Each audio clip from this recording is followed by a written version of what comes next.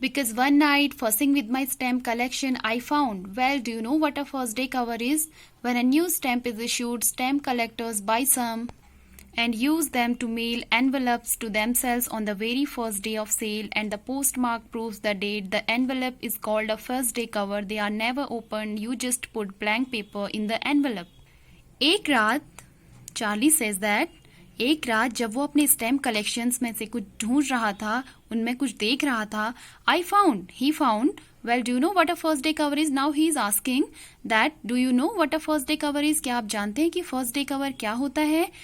Well, a new stamp is issued, stamp collectors buy some. जब एक नया stamp जारी होता है, एक नया स्टैम्प इशू होता है, स्टैम्प कलेक्टर्स कुछ नए स्टैम्प्स खरीद लेते हैं और स्टैम्प की सेल के पहले दिन ही वो अपने आप को कुछ एनवेलप्स मेल करते हैं and the postmark proves the date, और उस पे जो पोस्ट मार्क लगा रहता है वो उस डेट को प्रूव करता है कि किस दिन ये एनवेलप इशू हुआ था. Okay, the envelope is called a first day cover, और वही एनवेलप फर्स्ट डे कवर कहलाता है. दे आर नेवर ओपन, उन्हें कभी भी नहीं खोला जाता. You just put blank paper in the envelope, आप सिर्फ क्या करते हैं, उसमें उस एनवेलप के अंदर एक ब्लैंक पेपर डालते हैं. Okay, That night, among my oldest first day covers, I found one that shouldn't have been there, but there it was. It was there because someone had mailed it to my grandfather at his home in Galesburg. That's what the address on the envelope said, and it had been there since July 18, 1894. The postmark showed that. Yet I didn't remember it at all. The stamp was a 6-cent dull brown with a picture of President Garfield. Naturally, when the envelope came to Granddad in the mail, it went right into his collection and stayed there till I took it out and opened it.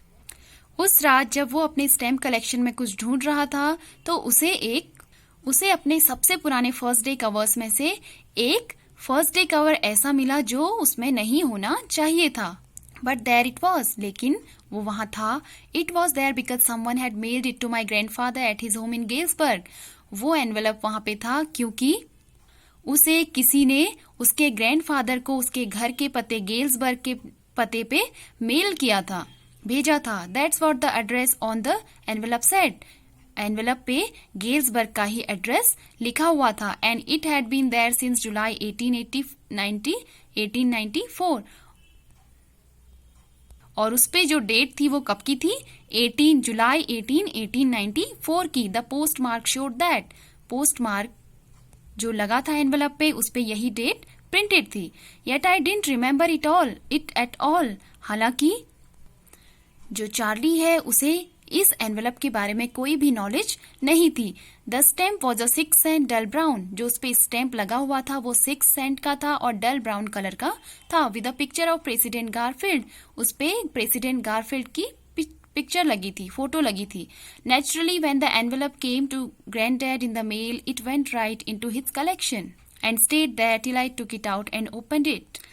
Charlie से जब भी उसके दादाजी को कोई envelope आता था mail के through, it went right into his collection and stayed there. वो उनके डायरेक्टली उनके कलेक्शन में चला जाता था. Till I took it out and opened it. जब तक कि मैं उसे निकाल के खोलता न था. ओके, तो चार्ली ने आज एक नया एनवेलप उसमें से डिस्कवर किया था. Okay, the paper inside wasn't blank, it red. जो पेपर था उसके अंदर, जो कि अभी चार्ली ने हमें बताया कि जो फर्स्ट डे कवर होता है उस एनवेलप के अंदर एक ब्लैंक पेपर रखा जाता है, लेकिन इस एनवेलप के अंदर ब्लैंक पेपर नहीं था. इनफैक्ट इट रेड, या इसमें कुछ लिखा था. See the address here, 941 William Street, Galesburg, Illinois. Address कहाँ का है? गेल्सबर्ग, इलिनॉय का. And the date is July 18, 1894. Okay, the letter is addressing to Charlie. Letter किसके नाम पे है? चार्ली के नाम पे. Charlie, I got to wishing that you were right. Then I got to believing you were right. And Charlie, it's true. I found the third level. I've been here 2 weeks and right now down the street at the deli someone is playing a piano. And they are all out on the front porch singing, seeing Nellie home.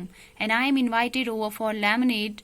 Come on back, Charlie and Louisa. Keep looking till you find the third level. It's worth it, believe me. Letter Charlie के लिए लिखा गया था और उसमें लिखा था I got to wishing that you were right.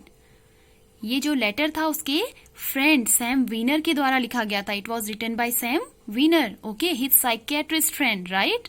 और ये सारी story Charlie narrated the whole story to his psychiatrist friend. Okay, that is why he is saying I got to wishing that you are right. मुझे हमेशा से ये लगता था कि काश तुम सही हो. Then I got to believing you are right. फिर मुझे बिलीव हो गया कि तुम थर्ड लेवल के बारे में जो कहते थे वो बिल्कुल सही था. And Charlie, it's true. और चार्ली, ये बिल्कुल सच है. I found the third level. मैंने थर्ड लेवल को ढूंढ लिया है. I have been here 2 weeks. मैं यहाँ 2 हफ्तों से हूँ. And right now down the street at the Daly someone is playing a piano. और वहां स्ट्रीट में कोई पियानो बजा रहा है. And they are all out on the front porch singing sing Nelly home. और वहां पे एक गाना बज रहा है, sing Nelly home. And I am invited over for laminate. और मुझे भी लैमिनेट के लिए इन्वाइट किया गया है. Come on back Charlie and Luisa. Charlie और लुइजा, तुम दोनों भी यहाँ आ जाओ. Keep looking till you find the third level.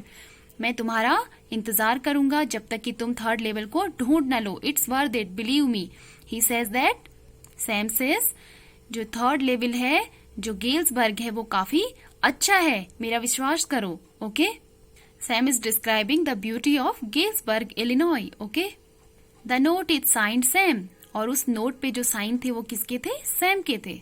Eight the stamp and coin store I go to, I found out that Sam bought $800 worth of old style currency that ought to set him up in a nice little hay, feed and grain business. He always said that's what he really wished he could do, and he certainly can't go back to his old business, not in Galesburg, Illinois. In 1894, his old business. Why? Sam was my psychiatrist.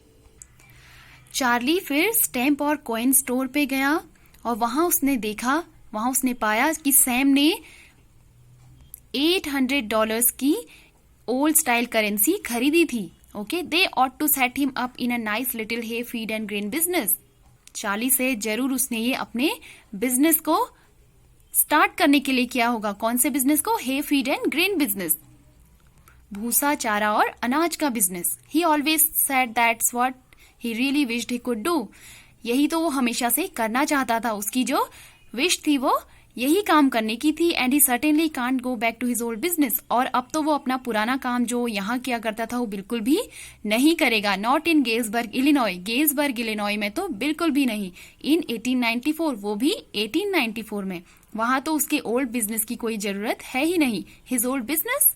Now Charlie says कि उसका पुराना business. Why? Sam was my psychiatrist. क्योंकि Sam जो था वो मेरा psychiatrist friend था. Means क्यों वो ऐसा कह रहा है कि 1894 गेल्सबर्ग, इलिनॉय में कि उसके पुराने बिजनेस की जरूरत नहीं पड़ेगी? क्योंकि there was peace all around, there was happiness all around, that nobody needs a psychiatrist there. Okay, see, this is all the imagination of Charlie. Okay, because he wants to escape from the modern world. Okay, and there was nothing like third level, right? And maybe his friend Sam Wiener is also imagining the third level, right?